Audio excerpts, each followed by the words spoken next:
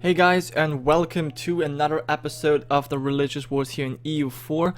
And so yeah, there's a couple interesting wars going on. First, the two wars that the Reformed Empire is in, because the Reformed are currently, number one on the throne. They're currently the strongest nation. They have the most development at this very moment, and they're being challenged by the Catholics, the Norse. Well, that's actually what they have declared, but now their possessions in the New World are being threatened by the Totemist Empire. And also we have a big coalition war, the whole alliances that are going on in East, or in Asia, basically. So we have the Shinto and the Zoroastrians, huge nations, against the Tengri, Sikh, and the Theravada. Now, we have to look at this, because the Theravada have 150,000 troops. I don't know how they have that many troops. I seriously don't know, because they've always been at war, but apparently they have managed to, well, they still have 50,000 manpower, and they're, below their force limit. So I don't know how they've been able to get so many troops, but they have. If we look at the Zoroastrians, they only have 91,000, and the Shinto have roughly 100,000 men, but not many troops in reserve. Now the Tengri and Sikh obviously are not that powerful. They have 70,000 men, so this could really go any way. Right now, if we just look at the numbers, it looks like the Shinto and Zoroastrians will lose, but that kind of also depends on, what the Theravada do, because most of their troops, as we have discovered in the last episodes, are hanging out over in Celebes. They have a huge navy, but what are they going to do with it? Also, the Sikh have just pieced out the Shia, and they have actually only taken Thada. As I think that's what they did. So yeah, they've only taken Thada, but that made their lands connect, and now the Sikh can actually fully focus on the Zoroastrians. Now, the Orthodox are running into Jewish land. That is nothing spectacular. Okay, one thing I should mention about the Zoroastrians and the Norse. Now, at the start of this episode, I actually looked at all the numbers, and it was like this. The Reformed, I kind of split it up into the locations where the people fight. So the Reformed right now, in Europe, the Reformed have to fight against the Norse and the Catholics, right? So they have, or had in the beginning, 142,000 men standing army in Europe, and they had 128,000 men in reserve. But as you can see here, now, oh, look at this big battle. Okay, we're gonna watch this. Now, however, the Catholics and North combined had 316,000 men, already as a standing army, and 172,000 men in reserve. And as you could see, these guys just overwhelmed the entire Reformed army. They're mass recruiting, but, the Norse had 60,000 men in the back, like, doing nothing. Now, look at this. There's not 100,000 Catholics just walking around. So the Reformed are kind of getting overpowered in Europe. But that is not all. In the New World, we have the three, colonial nations, Reformed colonial nations. And they only had 14,000 men and 35,000 men in reserve. Whereas the Totemist and the New Catholic Empire combined had 160,000 troops and 131,000,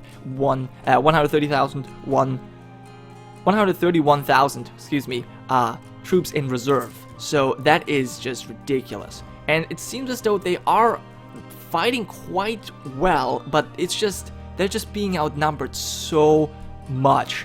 And the Catholics haven't even arrived yet. This is all just the North troops, basically. Although, one stack of Catholics, mostly providing artillery. So so as you can see, they're being pushed back, and now that the Catholics have arrived with their entire might, the Reformed definitely are wavering. But let's check out the New World. Yeah, so the New Reformed Empire, Nova Hollandia, they do not stand a chance against the Totemist Empire, which, by the way, had 137 troops at the start of this episode. I don't know where they got all these troops from, because when I checked, they only had like 80,000 men, but apparently, well, as you can see, they have way more troops.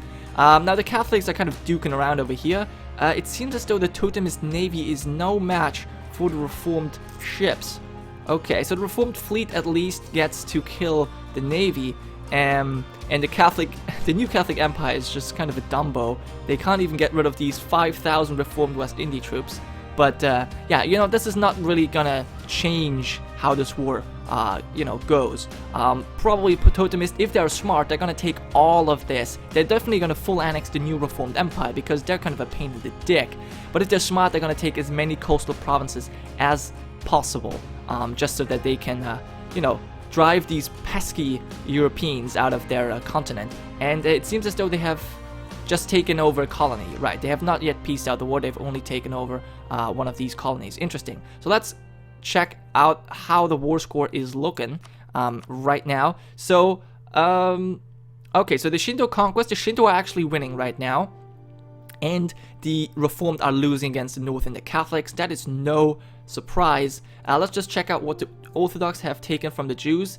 Wow, they have taken way more than I actually expected. They're still allied to the Coptics. I wonder how long this alliance can stay. Now, they have taken the 4 provinces over here to finish off the Jewish whatever it was over here.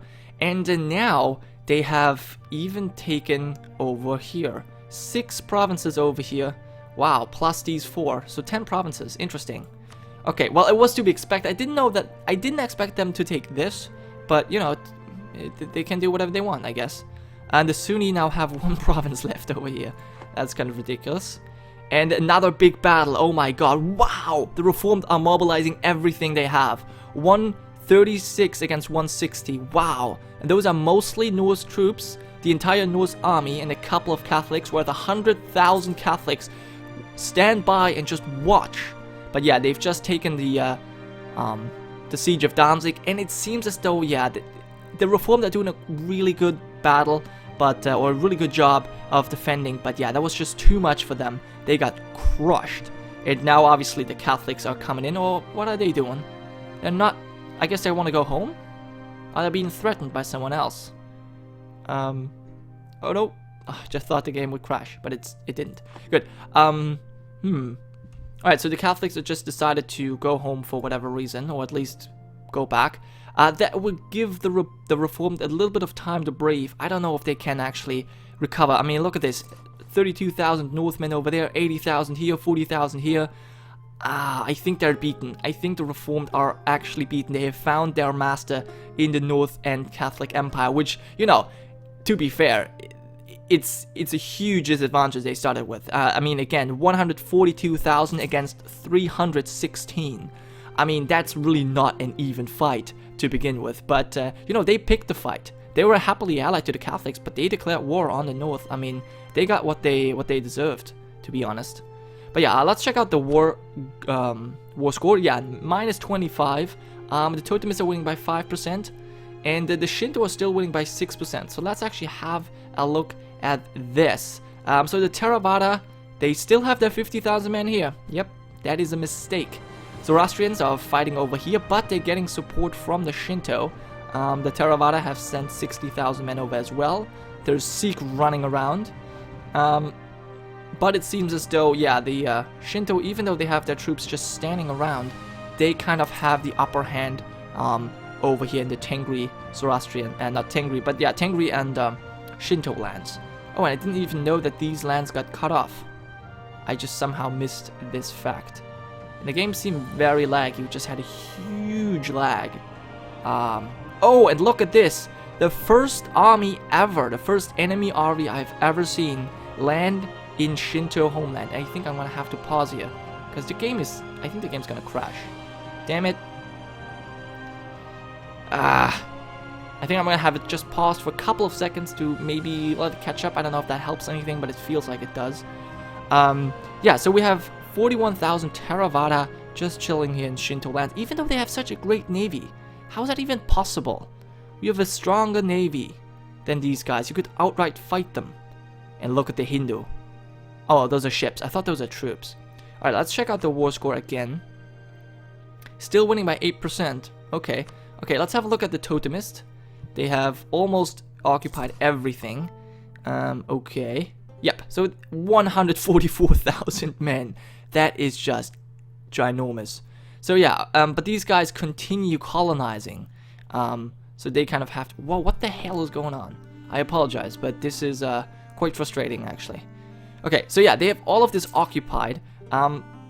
It's an imperialist war, so I don't know exactly what the war goal is. Probably 1 battles won or something. Oh no, war goal, attacker controls Chakwamkuk. Alright. Well, I guess that is gonna go upwards, and then, yeah, we'll see what happens. We're also gonna have a look at what the North will take. They're probably gonna take Zealand back, since that's one of their cores. And then they have a couple of claims here. I wonder if the Protestants will seize the opportunity. Yeah, the capital is now in Prague, after they have been kicked out of Wittenberg. So they have a new capital over here, which is definitely a nice province, I guess. It's a inland center of trade, so that's not bad. They're colonizing even more, but that just means they're gonna get pinched in by the Catholics. But yeah, they could potentially rise up against the Reforms, but I doubt they're gonna do this, because right now the Reformed still have more men and could easily kill the Protestants, so they're probably just gonna stay low and hope that they don't get killed. But yeah, so let's see if their alliance is still holding on to that alliance. Coptics and Orthodox really seem to like each other. I'm happy about this. I guess I like that. And I cannot... Oh, what's going on? Well, I had a very long session today, because we have the Cossacks coming out. And I think you know what? I think Cossacks has probably just came out, and now it's loading in the background even though it shouldn't, and that's messing up things. Yeah, but I definitely want to actually finish this series before there are any complications with the new patch and DLC, which, well, will break save games. I mean, I could always roll back, but you know, it's just safer to do it before the actual thing hits Steam. So yeah, anything else we have going on? Yes, Ibadi, Australia and Ibadi is fighting the Shia. Well, that's not really a war. That's just jumping on the bandwagon and killing that poor guy. Although, I mean, they were the big boss in the early game, and now they just get wrecked. I mean, yeah. Now, although you have peasant rebels, maybe you want to deal with them first. And maybe you want to send in the troops? Dude, you're at war. You declared the war. You can just move in, destroy his army and siege his capital, or you could just stand there and do nothing. It's your choice. Alright. So the Sieg is somehow inside of the Zoroastrian lands. That's kind of annoying. But yeah, so the Shinto definitely have the upper hand here. Zoroastrians are struggling to defend their lands, but they are having some support from the Shinto Empire. That's good for them. And yeah, so they're pushing into the Tengri. Since the Tengri are the war leader, it's probably going in the favor of the Shinto Empire right now. Actually, no, they're losing. Shizigar is still being held. Maybe you want to take the war goal. Oh, gee, these lags. Alright, I have to stop after this. Man, this is annoying. But yeah, where is Shizigar, by the way? Can we see this, please? Oh, this one province. Yeah, you should take it, man. It doesn't have a fort. Oh, it does, actually. It does have a fort. Oh, man. This is really frustrating. I'm sorry, guys, but that actually drives me nuts. I can't stop midway, though. That's kind of stupid. Yeah, sorry. Yeah, it's kind of shitty. But, yeah, it constantly lags. Kind of, I don't know what this is. Nahuatl are unleashed. And now, ooh! And that's a unholy alliance. We have Protestant Haiti and the Mayan Empire uniting against the, yeah, as I said, the Unleashed, Nahuatl Unleashed or Unchained. These guys are just going nuts. They're on a rampage. So yeah, they've actually taken over Kado. I don't know when that happened, but apparently they must have just taken it over at some point. Now here's the thing. If Nahuatl take these two Haiti provinces, which, or three Haiti provinces, which I don't really see how they could fail to take these provinces. That means the new Catholic Empire is, well, under threat. And so yeah, that means they're gonna have a border with Nahuatl, and I think the Nahuatl are just gonna go nuts. And nobody, at the moment, nobody seems to be able to stop them. I think the only nations who could stop them are either the Inti Empire and the Animus, but they always seem to fight each other. and they're actually currently supporting the independence of Shamanist La Plata. That is a smart move. They have 100 liberty desires, so there's going to be a war very soon. The Inti and the Shamanists probably defending against the Shamanist La Plata and the Animists. But yeah, these guys are duking it out between themselves, so that's not going to be a big threat to Nahuatl. So the only one possibly who could keep Nahuatl in check are the Totemists, and I'm definitely looking forward to that big war that is hopefully going to come. I just can't wait for it. But yeah, so these guys are fully besieged. The question is, will the Totemists... Well, actually, no, they have already lost their navy, so that's a problem. So they can't actually send any men over to, you know, like the British Isles or the Reformed Isles. Oh, okay, I just said something and that was completely wrong. In fact, they have already sent over 30,000 men, despite, well, actually, perhaps their navy got destroyed by the North and the Catholics. That is possible. Let's check. Actually, I don't want to, I want you guys to watch these battles. Yeah, the Reformed have no men left. Those are all Catholics and North. Oh my god, somehow I like having these huge empires that tremble. It's awesome. I like to see big nations fall. But yeah, let's actually check out the navies if the game will let me. Please. Let me do it. Oh my god. Alright, there we go. Military. So, biggest military right now, the Orthodox, followed by the Theravada, but they have no manpower. It's not actually what I wanted to check out, but yeah, look at this. Nahuatl and Totemists are very close, except that Nahuatl have way more manpower. Amazing, but that was not what I wanted to check out. I want to check out the total navies, and it does seem like Reformed have only, 60 ships. They have one heavy. They lost all their heavies. The Shinto, wow, 35 ships. The Shinto now have the biggest navy in the game, which is just amazing. So yeah, that's so these two nations, the North and the Catholics, have not only been able to destroy the Reformed land forces, but also their navy, which made it possible for the Totemists to land 30,000 troops, and they bring over another fleet, which probably contains some more units. So that is cool. That is the reverse, not even Aztecs invasion, but it's the Totemist invasion. They're probably not going to take any provinces, although it would be hilarious if they would. But I doubt we're going to be seeing any of that. In fact, I think we're only going to see complete, full annexation of all of this. I wish, because, you know, that would definitely strengthen the Totemists in the wars to come with the Nahuatl Empire. And it seems as though, the Nahuatl are at war with the Mayans again. Do they have tons of claims? Oh my god. I have to restart this. I apologize. It's just bugging me. So they don't have any claims, but, you know, that's nothing. That doesn't stop them, I guess. Now, if the Nahuatl... I guess what I would like the Nahuatl to do is definitely take over these 3 provinces. And then potentially also take over all of Cuba. But, you know, I don't really care.